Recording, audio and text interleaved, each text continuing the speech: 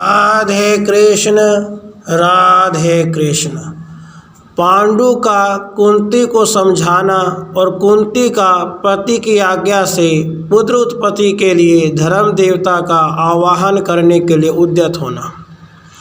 वैशंपायन जी कहते हैं, जन्मेजय, कुंती के यूँ कहने पर धर्मज्ञ राजा पांडु ने देवी कुंती से पुनः यह धर्मयुक्त बात कही।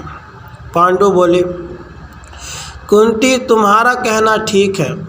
पूर्व काल में राजा व्यूषिताश्व ने जैसा तुमने कहा है वैसा ही किया था। कल्याणी वे देवताओं के समान तेजस्वी थे। अब मैं तुम्हें यह धर्म का तत्व बतलाता हूँ, सुनो। यह पुरातन धर्म तत्व धर्मज्ञ महात्मा ऋषियों ने प्रत्यक्ष किया है। साधु पुरुष इसी को प्राचीन धर्म कहते हैं। राजकन्या, पति अपने पत्नी से जो बात कहे वह धर्म के अनुकूल हो या प्रतिकूल, उसे अवश्य पूर्ण करना चाहिए, ऐसा वेदज्ञ पुरुषों का कथन है। विशेषतः ऐसा पति जो पुत्र के अभिलाषा रखता हो और स्वयं संतान उत्पादन की शक्ति से रहित हो, जो बात कहे वह अवश्य माननी चाहिए। निर्दोष अंगों वाली शुभलक्षणे, मैं चूंकि पुत्र का मुंह देखने के लिए ललायित हूँ, अतएव तुम्हारी प्रसन्नता के लिए मस्तक के समीप यह अंजलि धारण करता हूँ, जो लाल लाल अंगुलियों से युक्त तथा कमल दल के समान सुशोभित है। सुंदर केशों वाली प्रिय, तुम मेरे आदेश से तपस्या में बड़े चढ़े हुए किसी श्रेष्ठ ब्राह्मण के साथ समागम करके गुणवान पुत्र उत्पन्न करो। सुश्रोणी, तुम्हारे प्रयत्न से मैं पुत्रवानों की गति प्राप्त करूं, ऐसी मेरी अभिलाषा है।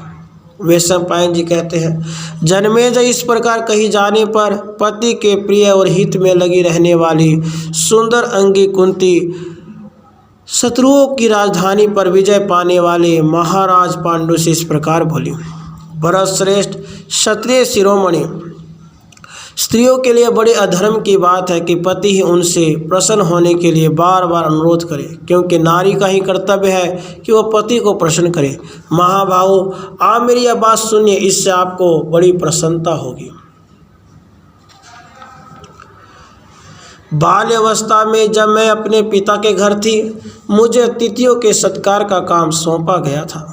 वहाँ कठोर व्रत का पालन करने वाले एक उग्र स्वभाव के ब्राह्मण की, जिनका धर्म के विषय में निश्चय दूसरों को अज्ञात है, तथा जिन्हें लोग दुर्वासा कहते हैं, मैंने बड़ी सेवा शुश्रूषा की। अपने मन को संयम में रखने वाले उन महात्मा को मैंने सब प्रकार के यत्नों द्वारा संतुष्ट किया। तब महात्मा दुर्वासा ने वरदान के रूप में मुझे प्रयोग विधि सहित एक मंत्र का उपदेश दिया और मुझसे इस प्रकार कहा, तुम इस मंत्र से जिस जिस देवता का आवाहन करोगी वह निष्काम हो या सकाम निश्चय ही तुम्हारे अधीन हो जाएगा। राजकुमारी, उस देवता के प्रसाद से तुम्हें पुत्र प्राप्त होगा। भारत, इस प्रकार मेरे पिता के घर में उस ब्राह्मण ने उस समय मुझसे यह बात कही थी। उन ब्राह्मण की बात सत्य होगी, उसके उपयोग का यह अवसर आ गया है। महाराज, आपकी आज्ञा होने पर मैं उस मंत्र द्वारा किसी देवता का आह्वान कर सकती हूँ, जिससे राजर्षि हम दोनों के लिए हित का संतान उत्पन्न हो। महाराज, उन महायशस्वी महर्षि ने जो विद्या मुझे दी थी, उसके द्वारा आह्वान करने पर कोई भी देवता आकर देवोपम पुत्र प्राप्त करेगा, जो आपके संतानहीनता जनित शोक को दूर कर देगा। इस प्रकार मुझे संतान प्राप्त होगी और आपकी पुत्र कामना सफल हो जाएगी। सत्यवानों में श्रेष्ठ नरेश, बताइए मैं किस देवता का आवाहन करूं? आप समझ ले, मैं आपके संतोषार्थ इस कार्य के लिए तैयार हूं, केवल आपसे आज्ञा मिलने की प्रतीक्षा में हूं। पांडु बोले, प्रिय, मैं धन्य हूँ, तुमने मुझ पर महान अनुग्रह किया, तुम ही मेरे कुल को धारण करने वाली हो।